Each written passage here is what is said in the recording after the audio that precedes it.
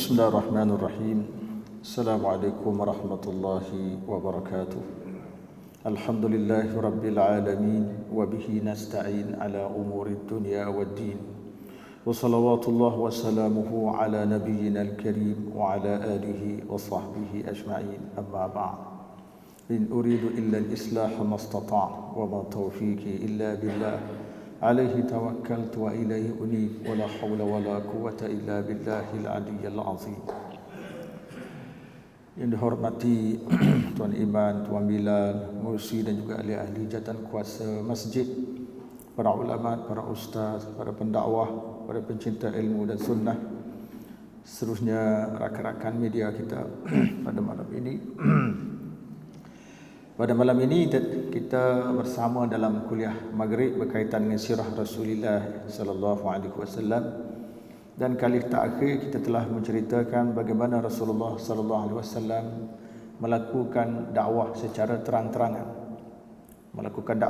terang-terangan. Jadi setelah kita mendengar bagaimana Rasulullah sallallahu alaihi wasallam melakukan gerak kerja dakwah dalam kalangan orang-orang Arab Mekah secara terang-terangan, dan ada di antara mereka yang telah menerima dan tidak kurang juga yang menolak, bahkan yang menolak lebih ramai daripada yang menerima. Antara yang menerimanya ialah Ali bin Abi Talib, manakala yang tidak menerima antaranya pembesar Quraisy dan juga merupakan bapa saudara Rasulullah sallallahu alaihi wasallam sendiri, iaitulah Abu Lahab. Sehingga turun ayat tabbat yada abi lahab wa tab ma aghna anhu maluhu wa ma kasab sayasla nara zata lahab wa imra'atuhu hammalatal hatab fi jidha hablum min masad. Tu ayat tu lah. Kerana Abu Lahab telah mengeji Rasulullah sallallahu alaihi wasallam dalam majlis dakwah yang baginda buat, lalu Allah Taala menurunkan ayat yang telah saya bacakan tadi. Jadi pada malam ini kita cuba lihat apakah hikmah dan pengajaran daripada dakwah yang dilakukan oleh Rasulullah sallallahu alaihi wasallam secara terang-terangan. Pertama sekali, penderian negatif yang ditunjukkan oleh keluarga Rasulullah sallallahu alaihi wasallam secara khusus dan orang-orang Quraisy secara umum terhadap dakwah yang dilakukan oleh baginda secara terang-terangan.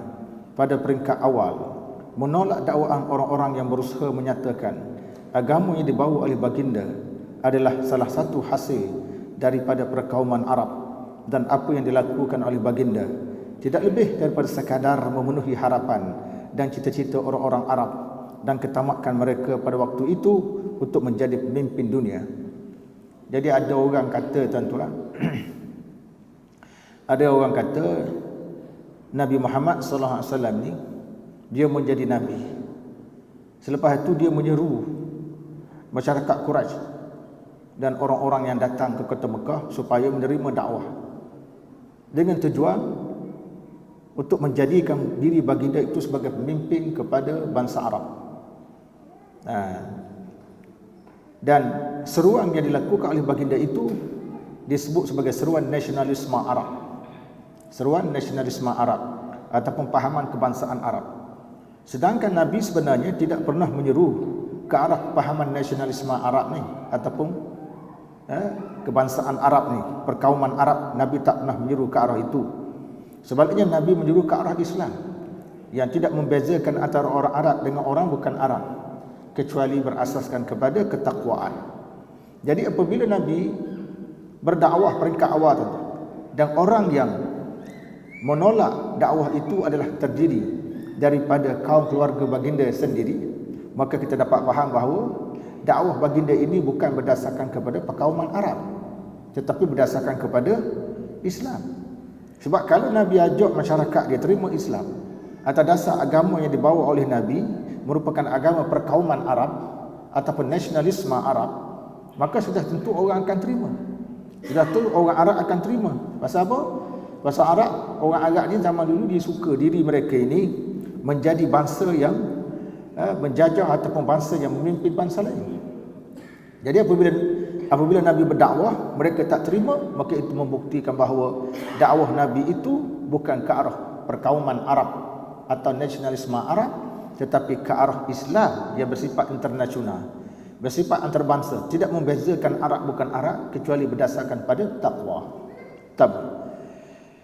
Yang kedua, kelambatan orang ramai menerima Islam dalam hidup mereka merupakan bukti kukuh betapa kuatnya cengkaman adat dan tradisi terhadap kehidupan masyarakat ketika itu yang hidup dalam tempoh yang lama dalam jahiliah dan fitrah yang rosak.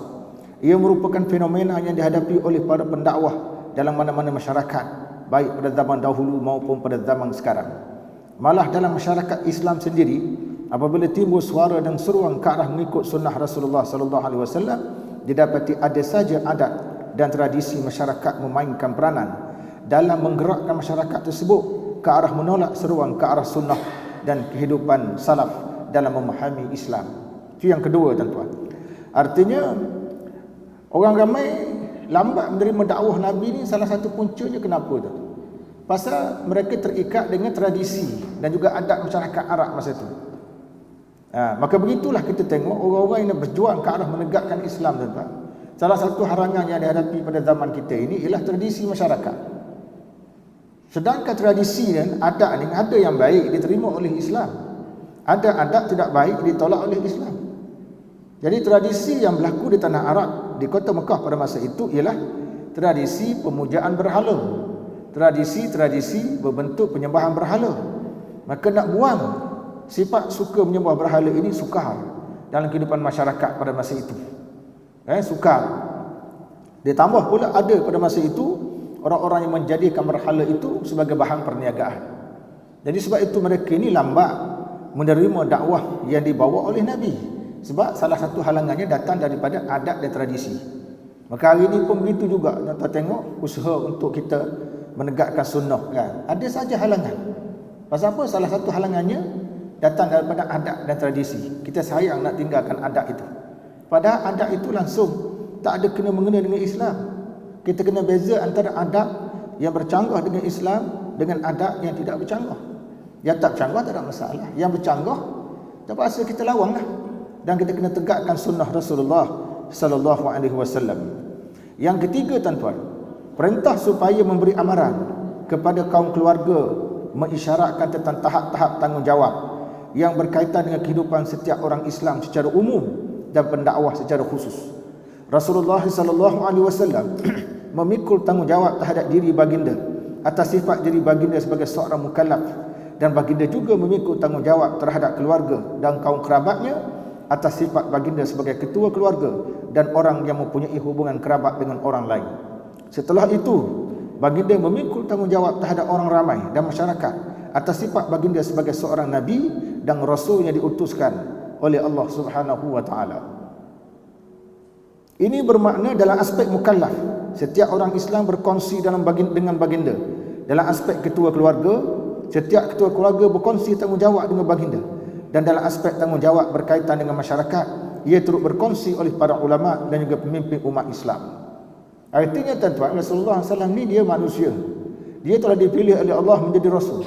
Maka baginda ada tanggungjawab sebagai seorang mukallaf, baginda ada tanggungjawab sebagai seorang ketua keluarga, baginda ada tanggungjawab sebagai seorang bapa, dan baginda ada tanggungjawab sebagai seorang rasul.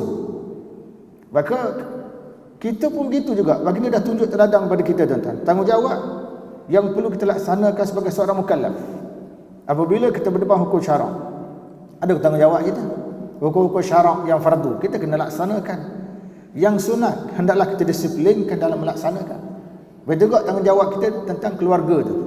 Nabi mengajar kita sebagai ketua keluarga perlu peka kepada keperluan anak isteri, pembelajaran, makanan, kesihatan, pakaian dan lain-lainlah. Begitu juga kita melihat Rasulullah sallallahu alaihi wasallam adalah seorang rasul menyampaikan amanah kepada manusia. Maka tugas para rasul tu sekarang sudah tidak ada, tetapi diambil oleh para ulama. Al-ulama warasatul anbiya. Para ulama itu adalah pewaris para nabi. Pewaris bukan waris harta, bukan waris pangkat kenabian. Waris apa? Waris nak nyampaikan ilmu yang Nabi bawa pada masyarakat. Dan benda itu mestilah berterusan sampai pada hari kiamat. Akan ada manusia yang beriman sampai hari kiamat. Jadi kena ada orang yang berperanan menyebarkan ilmu yang dibawa oleh Nabi. Maka orang yang menyebarkan ilmu itu ialah para ulama. Jadi para ulama tuan-tuan, dia bukan tugas dia senang. Bukan dia nak title orang panggil ustaz, sedap dah, selesa. Orang panggil pendakwah, dia selesa. Tak ada. Dia bertanggungjawab dengan satu tanggungjawab yang besar. Mengajar masyarakat tentang syariat Nabi dan sunnah Nabi. Supaya kita hidup tuan-tuan bersyariatkan syariat Nabi dan bersunnahkan dengan sunnah Nabi sallallahu alaihi wasallam. Kemudian seterusnya tuan-tuan, pada malam ini kita tengok satu tajuk berkaitan dengan usaha-usaha golongan musyrik memerangi dakwah Rasulullah sallallahu alaihi wasallam. Apabila Rasulullah sallallahu alaihi wasallam memulakan dakwah secara terang-terangan, maka orang-orang Arab menunjukkan tindak balas dia. Kita cuba tengok malam ini tuan-tuan, apa dia usaha-usaha yang dilakukan oleh orang-orang Arab Quraisy dalam usaha untuk menghentikan dakwah yang dibawa oleh Rasulullah sallallahu alaihi wasallam. Jadi antaranya tuan-tuan usaha yang dibuat oleh orang-orang Quraisy, termasuk tokoh-tokoh politik di kota Mekah pada masa itu. Pertama sekali tindakan dia ialah memujuk Abu Talib, bapa saudara Rasulullah sallallahu alaihi wasallam, supaya memujuk anak saudaranya jangan terus dengan dakwah. Orang-orang Quraisy mengambil keputusan untuk berjumpa dengan bapa saudara Nabi Muhammad SAW yang dihormati oleh masyarakat Quraisy pada masa itu, dan pujuk bapa saudara Nabi Muhammad SAW supaya beritahu pada Nabi Muhammad SAW jangan dakwah. Jadi dia guna kuasa apa? Keluarga terdekat. Pergi jumpa Abu Talib, pujuk Abu Talib, beritahu pada Muhammad SAW supaya jangan berdakwah. Ini dipanggil teknik lembut digunakan oleh orang Quraisy untuk mengekang dakwah yang dibawa oleh Rasulullah sallallahu alaihi wasallam. Teknik yang pertama digunakan oleh orang Quraisy dalam usaha menyekat dakwah yang disebarkan oleh Rasulullah sallallahu alaihi wasallam ialah memujuk bapa saudaranya Abu Talib supaya menyuruh anak saudaranya menghentikan gerak kerja dakwah atau tidak lagi memberikan perlindungan pada baginda. Sekurang-kurangnya pujuk anak saudara jangan berdakwah. Kalau tak nak pujuk, jangan berikan perlindungan. Kerana Abu Talib masa itu dianggap orang yang paling kuat memberikan perlindungan kepada anak saudaranya Nabi Muhammad SAW. Segolongan pembesar Quraisy telah menemui Abu Talib dan mengadu pada beliau yang anak saudara mencaci Tuhan-Tuhan, mengaibkan agama, memperbodohkan cita-cita dan harapan, dan menyesatkan nenek moyang mereka. Apabila Nabi berdakwah tuan-tuan, kan Nabi larang semua bahala. Nabi kata bahala ni tak guna, dia batu. Siapa semua bahala, dia semua benda yang sesat. Orang-orang Quraisy kata, apa ni Muhammad ni? Menyesatkan agama kita, memperlekehkan Tuhan kita, mengata bukan-bukan pada Tuhan kita. Dia mengadu hal kepada Abu Talib. Mereka meminta Abu Talib menyekat dakwahnya dibawa oleh anak saudaranya atau berdoa kepada mereka untuk bertindak ke atas anak saudaranya. Kalau Abu Talib tak nak sekat dakwah dibawa oleh anak saudaranya Muhammad SAW, beri peluang pada orang Quraisy bertindak sendiri. Kalau kamu tak nak tindak, kami akan bertindak sendiri. Cuma kamu kena beri ruang kepada kami untuk bertindak, kata dia. Kerana Abu Talib mempunyai keyakinan dan kepercayaan yang sama dengan mereka. Abu Talib walau bagaimanapun menolak permintaan mereka dengan baik dan lembut, dan mereka beredar daripada situ. Disebut dalam sirah Ibn Hisham. Abu Talib tolak dengan baik. Abu Talib kata, minta maaf, aku akan tetap memberikan perlindungan kepada dia, dan segala permintaan kamu aku tidak dapat penuhi. Jadi mereka kecewa, mereka lari. Jadi ini teknik yang pertama digunakan oleh orang-orang Quraisy untuk menyekat gerak kerja dakwah yang dibawa oleh Nabi dengan cara memujuk bapa saudara Nabi Abu Talib supaya memujuk anak saudaranya menghentikan dakwah. Jadi teknik dia teknik bujuk dia panggil. Yang kedua,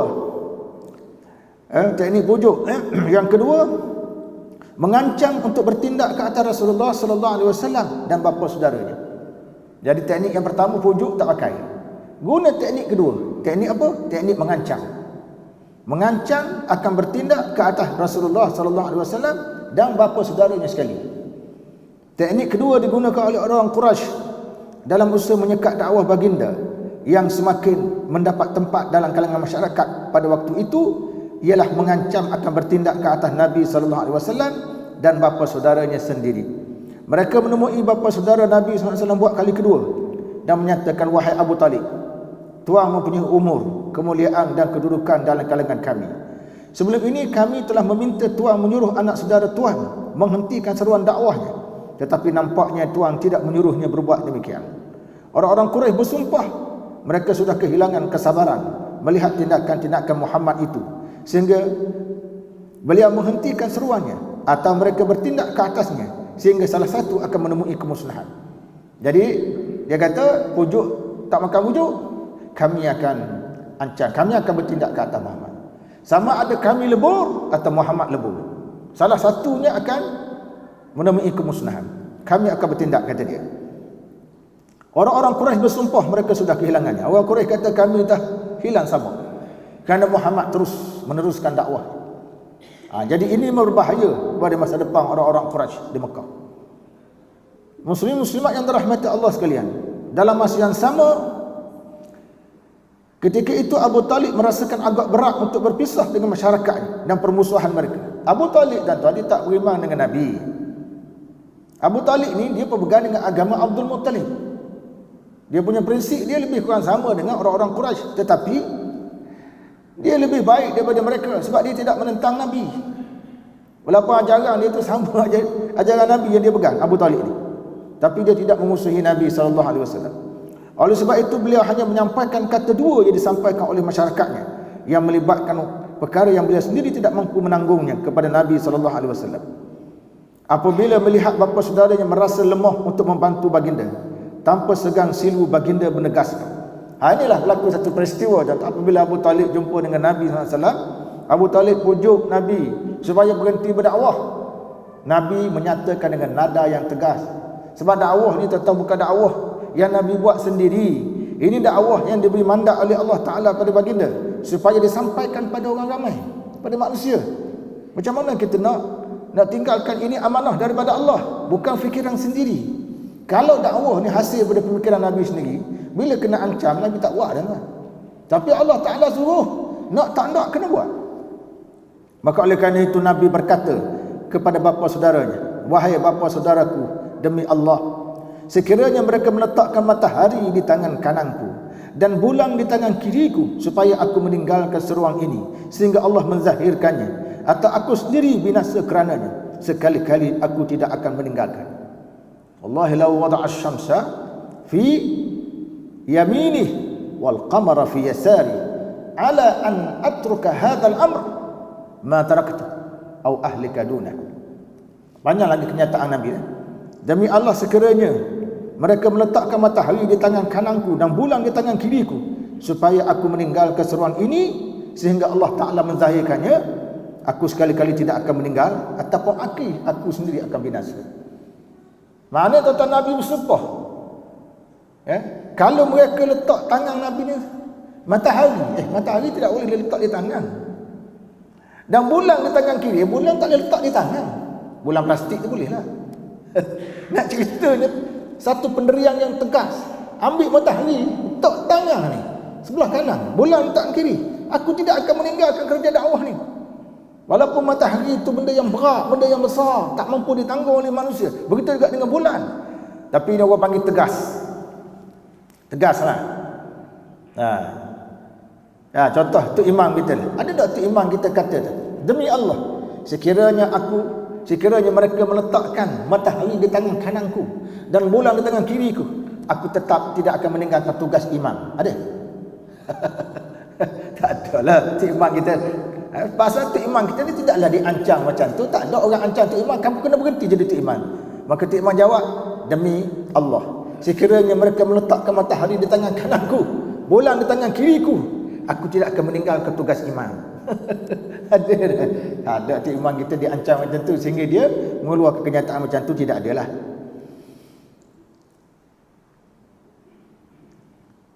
Kemudian setelah itu Rasulullah SAW menangis.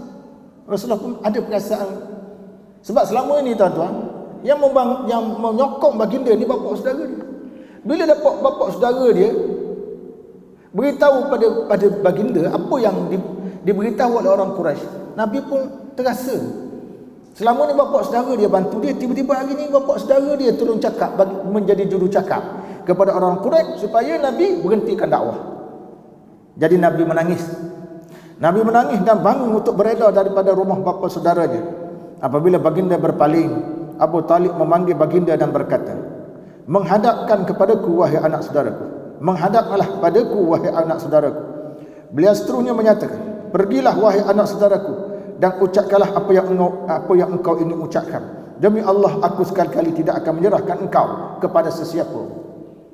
Sebab pada masa itu orang-orang Quraisy jumpa dengan Abu Talib, salah satu di antara pujukan mereka ialah supaya Abu Talib menyerahkan anak saudaranya kepada orang-orang Quraisy untuk bertindak ke atas. Nabi nyatakan tegas. Ini ketegasannya satu benda yang penting. Sebab bila tegaslah, maka dakwah Islam berkembang. Kalau kita tak tegas, apa-apa amalan kita buat, dia akan cair begitu je. Sebab kita tidak ada ketegasan.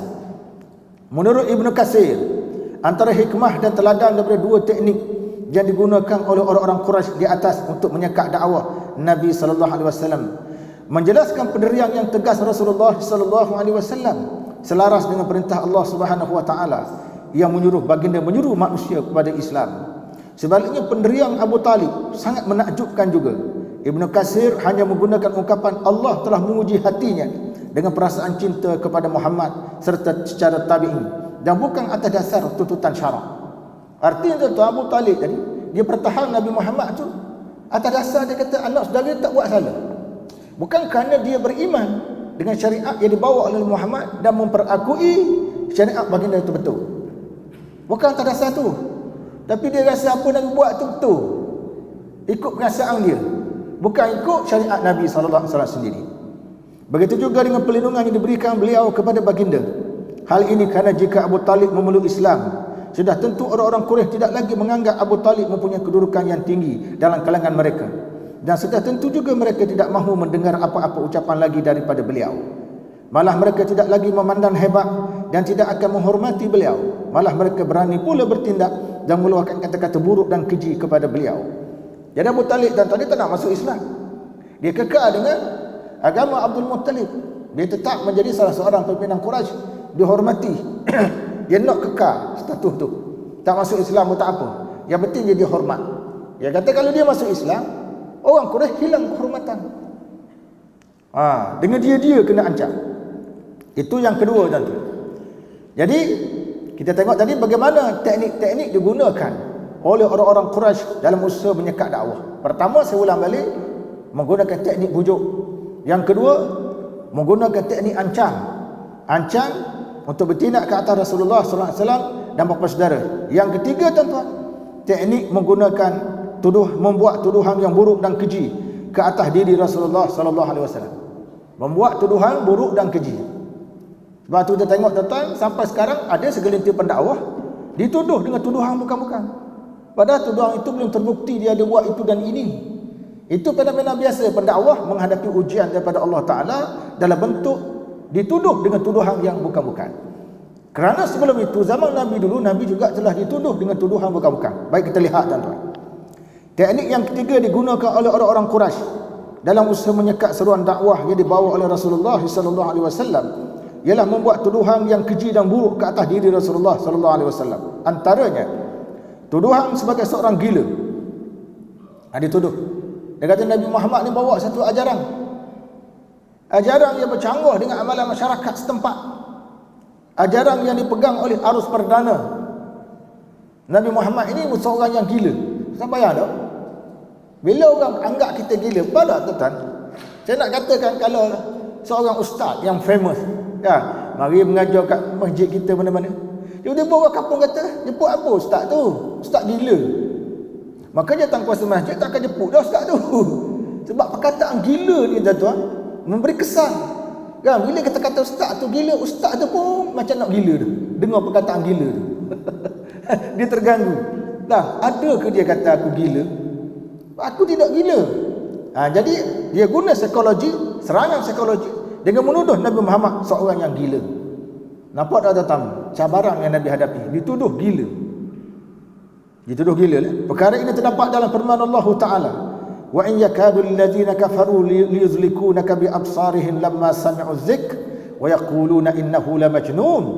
Sesungguhnya orang-orang yang kafir itu hampir-hampir menggelincir dan menjatuhkanmu dengan pandangan mereka yang penuh dengan permusuhan dan kebencian semasa mereka mendengar Al-Quran sambil berkata, sebenarnya Muhammad itu sungguh-sungguh orang gila. Dalam surah Al-Qalam ayat 51, Nabi dituduh sebagai seorang gila. Ini tuduhan-tuduhan kalau orang tak semangat tak kuat, memang kita tak semangat tak kuat, memang kita tak akan buat lagi kerja-kerja dakwah. Cuba tuan-tuan bayang, bukan kata Nabi ni semangat dia kuat, kental, sabar yang tinggi. Kita sendiri tuan-tuan kalau berceramah, kalau imam, kalau bilah, kalau orang kampung tuduh dia gila, dia tak mari dah bertugas. Orang kata gila tak mari terus dah. Orang panggil ustaz gila. Ustaz pun tak mari dah, ustaz tu kecewa. Aku tak nak pergi dah masjid tu. Orang kampung tu berat kan. Ada pula dituduh aku gila, malah pergi dah. Biar aku mengajar masjid lain. Terasa hati. Perkataan gila tu tuan-tuan bisa. Jangan sebut mudah-mudah. Kalau suami kata isteri gila, suami kata isteri gila, jawabnya suami tu kena penampau sulung isteri tu. Kan? Kalau isteri kata kepada suami ni abang ni gila, jawabnya isteri tu kena penampau sulung bagi pihak suami dia. Bukan senang perkataan gila tu dah. Kau isteri kata abang ni cakap molek sikit, kalau tak setuju dengan saya pun jangan kata saya gila. Hak gila ni yang tolong gosok baju abang, tolong masak sana sini, tolong beli sayur. Hak gila ni lah. Begitu juga kalau isteri tuduh suami gila, suami akan kata hak gila ni pergi beli atau cana pagi-paginya. Hak gila ni lah. Keluar pagi cari rezeki, balik petang, perut belum tentu makan. Hak gila ni lah. Nak cerita tuan-tuan, kesan gila, orang kata gila ni berat. Itu yang pertama. Yang kedua, tuduhan sebagai ahli sihir. Nabi dituduh sebagai ahli sihir. Pemecah belah masyarakat. Perkara ini terdapat dalam firman Allah Ta'ala, wa'ajibu an ja'ahum munzirun minhum wa qala al-kafiruna hadza sihirun kadzdzab. Dan mereka mengingkari kerasulan Nabi Muhammad SAW itu merasa hairan bahawa mereka didatangi oleh seorang rasul pemberi amaran dari kalangan mereka sendiri, dan mereka yang kafir itu berkata, orang ini adalah seorang ahli sihir lagi pendusta. Ayat surah Sad ayat keempat, dituduh sebagai ahli sihir. Bukan senang tu tahu tuduh ahli sihir ni berat. Memang kita tidak akan selesa kalau orang tuduh kita sebagai ahli sihir, memisahkan suami isteri dan sebagainya. Yang ketiga, ketuduhan sebagai pendusta ataupun dianggap sebagai pembohong. Orang tuduh dia, ustaz tu pembohong, pendakwah tu pembohong. Cabaran tu. Pembohong ni, tuduhan sebagai pendusta. Perkara ini dapat dilihat dalam firman Allah Ta'ala, wa qala allazina kafaru in hadza illa ifkun iftarah wa anahu alaihi qaumun akharun faqad ja'u zulman wa zura. Dan orang-orang kafir itu berkata, Al-Quran ini hanyalah satu perkara dusta yang direka-reka oleh Muhammad, dan ia dibantu membuatnya oleh kaum yang lain. Maka dengan kata-kata itu sesungguhnya mereka telah mendatangkan satu tuduhan yang zalim dan dusta. Surah Al-Furqan ayat yang keempat. Orang kafir Quraisy zaman tu, dia kata Nabi Muhammad tu pendusta, dan dia bukan saja dusta, dia buat satu kitab. Dia buat satu kitab menggunakan akal fikirannya sendiri, nama kitab tu Quran. Itu menurut pandangan orang-orang Arab Quraisy. Menurut pandangan orang-orang Arab Quraisy, dia kata Nabi itu pendusta. Beratnya tak tuduhan berdusta ni satu benda yang sangat berat. Dalam bahasa kita kan, tuduhan penipu, pembohong. Ini semua tuduhan-tuduhan yang berat dan boleh mengganggu tugas-tugas dakwah seseorang. Yang keempat, tuduhan sebagai pembawa kisah dongeng orang-orang dahulu. Perkara ini terdapat dalam firman Allah Ta'ala, wa qalu asatirul awwalin iktatabaha fahiya tumla alaihi bukratan wa asila. Dan mereka berkata lagi, Al-Quran itu adalah cerita-cerita dongeng orang-orang dahulu kala yang diminta oleh Muhammad supaya dituliskan. Kemudian perkara yang ditulis itu dibacakan padanya pagi dan petang untuk dihafaznya. Surah Al-Furqan ayat yang kelima. Apa dia? Orang-orang Arab Quraisy tuduh Nabi Muhammad sebagai tukang cerita dongeng. Sebab Nabi cakap, Nabi cerita apa berlaku pada Ashabul Kahfi, umat-umat Nabi dahulu tu, macam mana nasib dialami oleh mereka. Ada golongan yang bahagia, ada golongan yang celaka, golongan yang ikut Nabi bahagia, golongan menentang Nabi kena berbagai azab sengsara. Nabi cerita apa berlaku terhadap kaum Nabi Ibrahim, kaum Nabi Musa. Nabi cerita, semua cerita itu wahyu. Orang Arab Quraisy dia tak tahu ujung pakar. Dia kata ini cerita-cerita dongeng. Cerita-cerita tak masuk akal. Ini semua cerita dongeng. Menuduh Nabi membawa cerita-cerita dongeng yang telah ditulis di dalam sebuah buku. Ini tuduhan yang dibuat oleh orang-orang Quraisy. Yang kelima, tuduhan Al-Quran bukan daripada Allah Subhanahu Wa Taala. Orang-orang Quraisy menuduh Nabi membawa Al-Quran bukan daripada Allah Subhanahu Wa Taala, tetapi daripada idea baginda sendiri. Firman Allah Taala, "Walaqad na'lamu annahum yaquluna innama yu'allimuhu bashar lisanul ladzi yulhiduna ilaihi a'jami wa hadza lisanun arabiyyun mubin." Dan demi sesungguhnya kami mengetahui bahawa mereka yang musyrik itu berkata sebenarnya dia diajar oleh seorang manusia, padahal bahasa orang yang mereka sandarkan tuduhan kepadanya itu ialah bahasa asing, sedangkan Al-Quran itu berbahasa Arab yang fasih nyata. Surah An-Nahl ayat 103. Ada orang kata dituduh Nabi ini sallallahu alaihi wasallam sebagai mencipta Quran kerana Nabi belajar dengan orang asing. Antara tuduhannya mengatakan Nabi belajar dengan Buhairah, seorang rahib. Sedangkan Buhairah itu dia bukan bahasa Arab. Macam mana Nabi nak belajar daripada Buhairah? Nabi sendiri tak reti bahasa asing. Nabi reti bahasa Arab je. Dia nak belajar dengan Buhairah tu macam mana? Ini satu benda, tuduhan-tuduhan yang tidak logik yang telah dilemparkan kepada Nabi SAW pada masa hayat baginda. Yang keenam, tuduhan ke atas orang-orang yang beriman sebagai orang-orang yang sesat. Orang-orang yang beriman dengan Nabi berat zaman tu mereka awal dituduh sebagai golongan yang sesat. Perkara ini dapat dilihat di dalam firman Allah Ta'ala, "Wa idza ra'awhum qalu inna haula'i ladallun." Dan apabila mereka melihat orang-orang yang beriman, mereka berkata sesungguhnya orang-orang itu adalah golongan yang sesat. Surah Al-Mutaffifin ayat 32. Artinya orang beriman zaman tu tuan-tuan, salah satu ujian yang mereka hadapi setelah mereka beriman dengan syariat Nabi sallallahu alaihi wasallam ialah mereka dituduh sebagai golongan yang sesat. Dituduh sebagai golongan yang sesat. Kita hari ini ada juga usaha-usaha kita untuk menegakkan sunnah, orang tuduh sebagai sesat. Ini juga satu cabaran.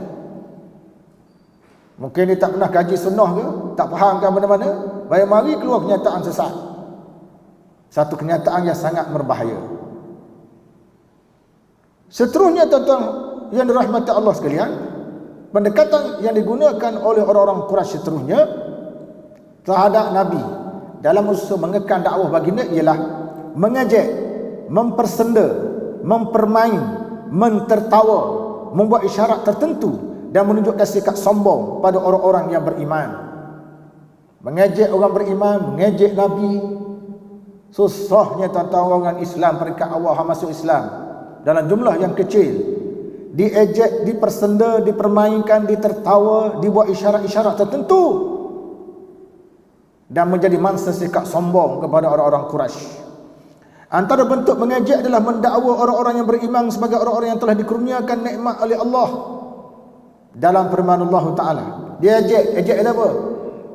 Orang tu beriman, dia kata apa? Oh, ini orang-orang yang Tuhan beri nikmat lah ni. Kita Tuhan tak beri nikmat.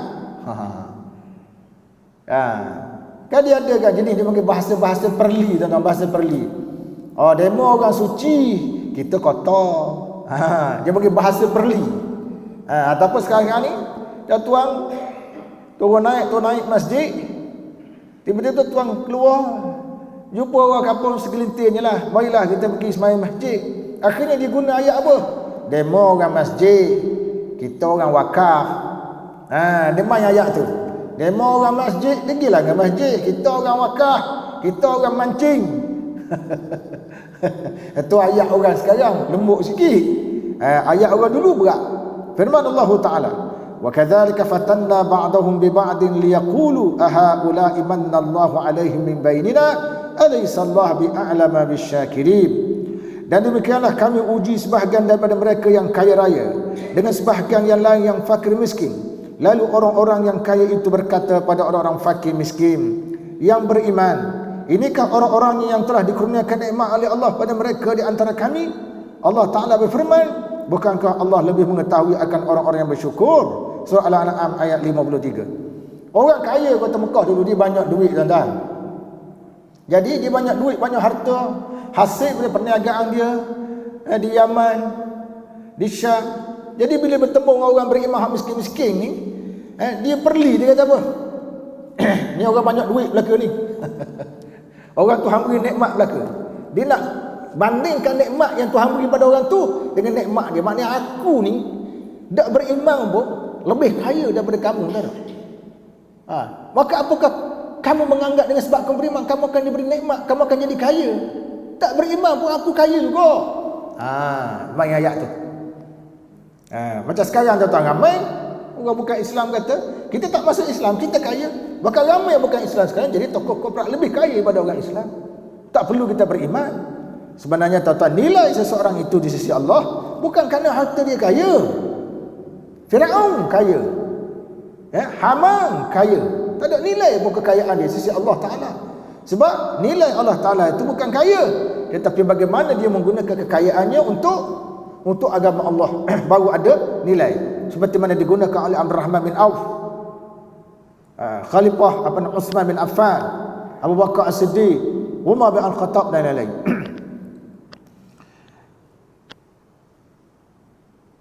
Antaranya juga mendakwa malaikat Jibril yang datang membawa wahyu sebagai syaitan yang bersama dengan Rasulullah sallallahu alaihi wasallam. Orang Quraisy zaman dulu tu dalam usaha menyekat masyarakat awam supaya jangan menerima dakwah yang dibawa oleh Nabi. Orang Quraisy kata, hak Nabi kata baginda mendakwa didatangi oleh sejenis makhluk nama dia malaikat. Orang Quraisy kata tu bukan malaikat, tu syaitan. Muhammad didatangi oleh syaitan pagi dan petang, kata dia. Bukan senang kata nak dakwah. Orang kata malaikat Jibril, terang-terang malaikat Jibril, kawan tu kata syaitan. Hal ini terdapat dalam hadis riwayat Al-Bukhari, hadis nombor 4950. Seorang wanita berkata kepada Rasulullah sallallahu alaihi wasallam dalam nada mengejek, "Aku mengharapkan syaitan engkau telah meninggalkan engkau. Aku tidak melihat ia menghampiri engkau semenjak 2 atau 3 malam ini." Lalu Allah Ta'ala menurunkan ayat, "Wadduha wal-laili idza saja ma wadda'aka rabbuka wa ma qala." Demi waktu duha dan malam apabila ia sunyi sepi, bahawa Tuhanmu wahai Muhammad tidak meninggalkanmu dan ia tidak benci kepadamu, bagaimana yang dituduh oleh kaum musyrik. Surah Ad-Duha ayat 1 hingga 3. Apabila wahyu tak turun, orang permainkan Nabi. Wahyu terputus, orang permain Nabi. Orang kata, "Mana? Syaitan tak mari ke?" Sebelum ni syaitan sentiasa mari. 2-3 malam ni syaitan tak mari, sebab tu tak cakap pelik-pelik tu. Masyarakat dia kata macam tu kepada Nabi SAW. Dia kata syaitan, terang-terang malaikat Jibril dia kata syaitan. Kita boleh beza tuan-tuan, ayat yang disebut oleh orang sebagai ayat syaitan dengan ayat yang disebut itu betul-betul datang dari malaikat Jibril. Semua Nabi sebut tu cantik-cantik belaka. Gaya bahasa yang indah yang tidak ada manusia yang mampu melawangnya. Nak kata syaitan macam mana? Kalau syaitan ni ngaruk. Antaranya juga dalam bentuk meminta Nabi SAW memohon agar Allah menurunkan hujan batu kepada orang-orang Quraisy yang menentang Islam atau azab daripada sisi Allah Subhanahu wa taala. Orang Arab Quraisy tuan-tuan, bila Nabi berdakwah, dia dapat maklumat daripada orang ahli kitab. Ahli kitab kata kalau zaman dahulu, mana-mana orang yang ingkar kepada syariat Nabi atau tidak mahu menerima syariat Nabi yang diutuskan kepada mereka, maka mereka akan diazab oleh Allah Ta'ala terus. Jadi mereka cabar Nabi. Dia kata, kalau betul kamu bawa ni ajaran daripada Allah Ta'ala, sila turunkan hujan batu, biar timpa atas kepala kami, pasal kami tak beriman dengan kamu. Dia cabar Nabi supaya turunkan hujan batu. Tuan-tuan, yang menurunkan hujan batu tu Allah. Nabi tak ada kemampuan. Nabi hanya boleh berdoa ya. Turunkan hujan batu, Allah Ta'ala boleh turunkan. Tetapi Nabi tidak berdoa macam itu. Sebab uslub dakwah dalam Islam tuan-tuan, bila orang tak suka sikit kita laknat. Orang tak suka kita doa laknat. Islam tak ajar macam tu. Apabila Nabi balik daripada Taif tuan-tuan, Nabi singgah di satu tempat. Jin yang menjaga bukit di situ datang bersama malaikat Jibril dan menawarkan diri untuk meranakkan kota Mekah kerana tidak menerima dakwah Nabi. Nabi tak bertindak kasar. Nabi tak lanak. Nabi kata, aku mengharapkan kalau mereka tidak terima, sekurang-kurang anak cucu mereka nanti akan keluar daripada sulbi mereka, anak cucu mereka yang beriman kepadaku. Jadi tuan-tuan, tak apalah dia menentang, tapi anak cucu dia tak menentang. Jadi kita kena sabar kerana dia. Mungkin keluar daripada orang inilah akan menjadi pembela-pembela Islam di kemudian hari.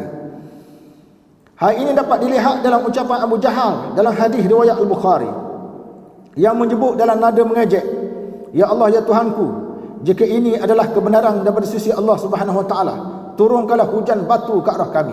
Abu Jahal atau penang Quraisy. Dia cabar Nabi. Ya, kalau dia kata kalau kami buat ni salah, sila doa dengan Allah Taala supaya Allah Taala turunkan hujan batu menimpa kami. Abu Jahal punya kerja dia. Dan bawa kepada kami azab yang pedih. Ataupun kalau tak boleh bawa hujan batu, bawa kepada kami azab yang pedih seperti mana yang ditimpa pada umat-umat terdahulu. Firman Allah Taala, "Wa idh qalu Allahumma in kana hadha huwal haqq min 'indik fa'amtir 'alaina hijaratan minas sama' aw i'tina bi'adzabin alim. Wa ma kana Allah liyu'adzibahum wa anta fihim wa ma kana Allah mu'adzibahum wa hum yastaghfirun. Wa ma lahum alla yu'adzibahum Allah wa hum yasudduna 'anil masjidil haram wa ma kanu awliya'ah in awliya'uhu illa al-muttaqun walakin aktsarahum la ya'lamun." Dan ingatlah ketika mereka, yakni kaum musyrik Mekah berkata, "Wahai Tuhan kami, jika betul Al-Quran itu ialah yang benar daripada sisimu, maka hujanilah kami dengan batu daripada langit, atau datangkanlah kepada kami azab siksa yang tidak terperi sakitnya. Dan Allah tidak sekali-kali akan menyiksa mereka, sedangkan engkau wahai Muhammad ada di antara mereka. Dan Allah tidak akan menyiksa mereka sedang mereka beristighfar meminta ampun. Dan mengapa mereka tidak patut disiksa oleh Allah sedang mereka menyekat orang-orang Islam daripada Masjidil Haram, padahal mereka bukanlah orang-orang yang berhak menguasainya kerana mereka kafir musyrik. Sebenarnya orang-orang yang berhak menguasainya hanyalah orang-orang yang bertakwa, tetapi kebanyakan mereka tidak mengetahui." Surah Al-Anfal ayat 32 sehingga 34. Di sini tuan-tuan macam sekalian, orang-orang Arab Quraisy mencabar Nabi supaya minta dengan Allah turun bala ke atas kota Mekah. Turun bala berbentuk hujan batu daripada langit atau azab-azab tertentu menimpa mereka. Allah Ta'ala kata, oleh kerana Nabi SAW ada di kota Mekah tu, Allah Ta'ala tidak turunkan azab. Itu kelebihan. Walaupun penduduk Mekah tu ramai yang kafir masa tu, tapi kelebihan Nabi dah ada di situ. Nabi menjalankan gerak kerja dakwah, Allah Ta'ala tak turun bala. Sebab itu kita faham dalam masyarakat kita mungkin ada orang soleh, 2-3 orang soleh tidak dikenali oleh masyarakat dalam kampung tu. Hak lain tu pasti belaka, seolah-olah layak Allah Ta'ala turun azab. Tetapi Allah Ta'ala tidak turun azab kerana kesolehan individu-individu tu yang ada dalam masyarakat. Kadang-kadang Allah Ta'ala meraihkan perkara tersebut. Antaranya juga membeli barangan daripada peniaga dan menangguhkan hutang barangan tersebut pada Rasulullah sallallahu alaihi wasallam. Ya, membeli barang daripada peniaga dan menanggungkan hutang barangan tersebut kepada Rasulullah sallallahu alaihi wasallam. Satu perbuatan khianat. Nabi berdakwah tuan-tuan pada masyarakat. Orang-orang Quraisy dia pergi beli barang di kota Mekah, beli barang dengan peniaga-peniaga yang ada. Beli barang harga gitu, harga gini, maka dia kata yang akan membayar barang ini Muhammad sallallahu alaihi wasallam. Nabi Muhammad yang akan bayar. Dia yang berhutang. Kalau kamu nak duit, kamu minta dengan Nabi Muhammad sallallahu alaihi wasallam. Ini satu kerja yang khianat. Mereka berhutang, mereka tanggungan hutang itu kepada Nabi Muhammad sallallahu alaihi wasallam. Pasal bukan Nabi yang berhutang. Kerja khianat tuan-tuan yang telah dibuat oleh orang-orang Quraisy pada zamannya. Hal ini dapat dilihat dalam laporan Ibn Ishaq dan Ibn Hisham berhubung kisah Al-Irash penjual unta. Unta beliau telah dibeli oleh Abu Jahal, tetapi Abu Jahal menangguhkan pembayaran harganya. Orang-orang Quraisy menyatakan Rasulullah SAW yang menanggung pembayaran hutang tersebut bagi pihak Abu Jahal sebagai satu bentuk ejekan kerana mereka mengetahui permusuhan yang berlaku di antara Rasulullah SAW dengan Abu Jahal. Al-Irashi telah menemui Rasulullah SAW dan mengadu pada baginda apa yang dilakukan oleh Abu Jahal. Rasulullah SAW telah pergi ke rumah Abu Jahal bersama dengan Al-Irashi dan mengembalikan semula hak Al-Irashi tersebut. Ketika orang-orang Quraisy bertanya kepada Abu Jahal tentang tindakan beliau memulangkan semula hak Al-Irashi tersebut, Abu Jahal menyatakan, "Celakalah anda sekalian. Dia datang ke rumahku dan mengetuk pintu rumahku. Aku mendengar suaranya. Ketika itu aku didatangi oleh perasaan gerung yang amat sangat. Aku keluar menemui beliau. Ketika itu aku melihat di atas kepala beliau ada seekor unta jantan yang besar. Aku tidak pernah melihat kepala unta sebesar itu. Begitu juga dengan tengkuk dan gigi-giginya. Demikian Allah, demi Allah, jika aku mengingkari pemulangan hak tersebut, sudah tentu unta itu akan memakan aku. Ini berlaku pada seorang tokoh nama dia Al-Irashi. Barang yang dibeli oleh Abu Jahal. Abu Jahal tak nak bayar, dia suruh Nabi bayar. Dia kata, kamu Nabi hutang dengan Muhammad. Al-Irashi ni seorang peniaga, pergi jumpa dengan Nabi. Maka Nabi pun dengan penuh keberanian pergi jumpa Abu Jahal, minta balik, bayar balik. Bayar balik apa yang telah serah balik, apa yang telah diambil. Dan ketika Nabi datang, tuan-tuan, Abu Jahal tengok satu benda pelik. Kerana di belakang Nabi dia nampak satu unta yang sangat besar, dengan mulut dia, dengan gigi sangat besar. Dan dia bayang kalau dia tak pulang, unta tu akan telang dia. Dia nampak. Ini berlaku pada Abu Jahal. Seperti mana dinukilkan oleh Ibnu Hisham dan juga Ibnu Ishaq. Saya rasa masuk isyak dah. Kita azan sekejap. Lepas tu saya sambung 5 minit, kita semayang. Silakan. Kita sambung sikit lagi lah. Tak lama tuan-tuan. Saya pun ada mesyuarat lepas ni. Kita ambil 5 minit je. Antaranya juga dalam bentuk mentertawakan, mengerling dan memejam celikkan mata sesama mereka terhadap orang-orang yang beriman di jalanan. Jadi apabila orang Islam lalu di kota Mekah, dia buat pejam celik mata. Dia duduk tertawa, duduk keling bukan-bukan. Dia ada lagu demo Lenin tak serupa dulu dia panggil. Kan, keling. Keling. Tengok keling bukan-bukan. Demo Lenin tak serupa dulu kata dia. Dia kata pada orang Islam yang berjalan di jalanan. Ini berdasarkan firman Allah Ta'ala. Innal ladzina ajramu kanu minal ladzina amanu yadhakun wa idza marru bihi yataghamazun wa idza anqalabu ila ahlihim munqalabu fakihin. Sesungguhnya orang-orang yang derhaka, mereka selalu mentertawakan orang-orang yang beriman. Dan apabila orang-orang yang beriman lalu dekat mereka, mereka mengerling dan memejang celikkan mata sesama sendiri dan mencemuhnya. Dan apabila mereka kembali pada kaum keluarganya, mereka kembali dengan riang gembira. Surah Al-Mutaffifin ayat 29 hingga 31. Tuhan rakam dalam Quran perbuatan keling bukan-bukan, pejang celik kepada orang Islam. Antaranya juga menunjukkan sikap sombong dan mempersendakan orang-orang yang beriman. Orang-orang Quraisy menyatakan kepada Rasulullah sallallahu alaihi wasallam, kami tidak suka duduk sekali dalam majlis dengan orang-orang itu, iaitu Suhaib, Bilal dan Khabbab. Usirlah mereka daripada majlis anda. Rasulullah SAW berhasrat untuk mengusir mereka daripada majlis baginda dengan harapan pembesar-pembesar Quraisy yang datang menemui baginda itu dan masyarakat mereka akan menerima Islam. Tetapi Allah Ta'ala menurunkan ayat. Jadi tuan-tuan, hak terima Islam ni ramai orang miskin, duduk dalam majlis baginda nak belajar, nak dengar hadis. Antara tokoh itu ialah Suhaib, Bilal. Ini orang-orang miskin, masuk Islam mereka awal, dan Khabbab. Jadi bila ada mereka dalam majlis Rasulullah SAW, orang-orang Quraisy nak jumpa Nabi ni, dia kata ni puak-puak ni ada ni puak-puak pengotor dalam majlis, puak-puak pengotor kata dia. Halau mereka semua, baru kami akan terima. Kita akan jumpa, kita akan bincang, kita akan dialog, kata mereka. Firman Allah Ta'ala, Nabi kata, Nabi berhasrat tentang nak usir sahabat dia sementara, tapi Allah Ta'ala melarang. Allah Ta'ala menyebut, wala tatrudil ladzina yad'una rabbahum bil ghadati wal 'ashyi yuriduna wajha ma 'alaika min hisabihim min syai' wa ma min hisabika 'alaihim min syai' fatatrudahum fatakuna minadh zalimin.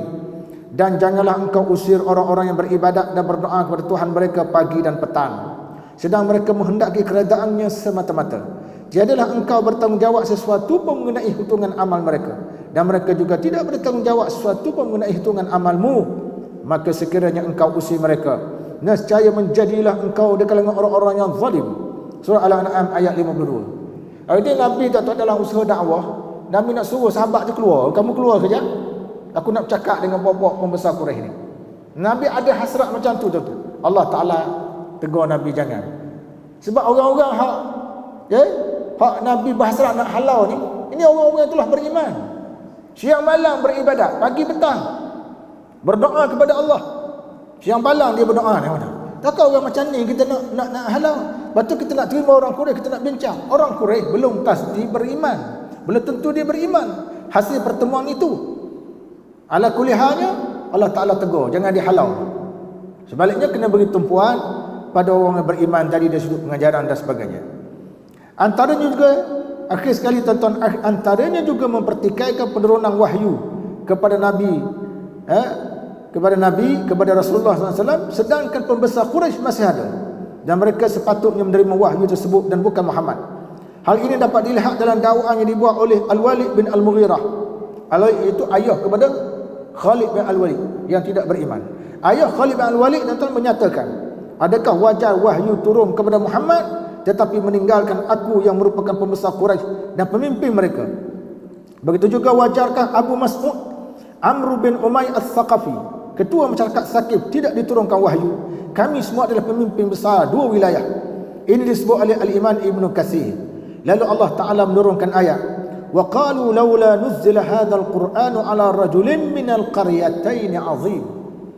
Dan kerana mereka mencemuh Nabi Muhammad SAW, mereka berkata, kalaulah Al-Quran ini menjadi bukti kenabian seseorang, maka sepatutnya Al-Quran itu diturunkan pada seorang besar yang kaya dan berpengaruh dari salah sebuah dua bandar yang terkenal itu. Surah Az-Zukhruf ayat 31. Artinya orang Arab Quraisy, tuan-tuan, dia perlekeh Nabi. Dia kata, kalau betul kamu ni mendakwa diri kamu diturunkan wahyu, sepatutnya malaikat turun wahyu itu bukan kepada kamu, tetapi turun pada pemimpin kami.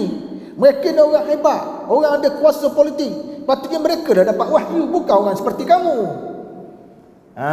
Main ayat ni, tuan-tuan. Ada orang Quraisy punya kerja. Dia nak pemimpin dia dapat wahyu, bukan orang seperti kamu.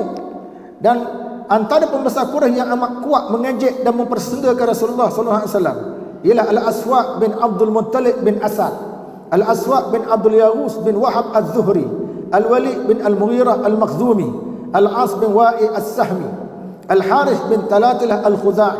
Ini tokoh-tokoh yang zaman tu memang terkenal dengan kerja-kerja mempersendakan Nabi. Pantang jumpa tengah jalan, persenda Nabi. Jumpa tengah jalan, persenda Nabi. Dia orang ada pengaruh besar dalam masyarakat Quraisy masa itu. Selain pembesar di atas, antara tokoh lain yang sangat kuat mengejek dan mempersendakan Rasulullah SAW dan orang-orang yang beriman ialah Abu Jahal, Umayyah bin Khalaf, An-Nadhr bin Al-Harith, Al-Akhnas bin Syariq dan Ubay bin Khalaf. Ini tokoh-tokoh besar Quraisy. Kerja dia tak lain, buat serangan fizikal dengan cara ejek Nabi. Jumpa tepi jalan, ejek Nabi, supaya masyarakat awam tengok, maka masyarakat awam tidak akan menerima dakwah yang dibawa oleh Nabi SAW. Jadi itu tuan-tuan macam malam ni kita tidak sentuh tentang hikmah berlaku ejekan-ejekan. Kita akan sentuh satu-satu ni. Sebab dia ada 15 hingga 16 perkara. 15 hingga 16 perkara yang berbentuk ujian yang dihadapi oleh Nabi, supaya kita boleh nilai, tuan-tuan, keadaan kita sekarang dengan keadaan Nabi dulu. Kita tak ada ujian seperti ini.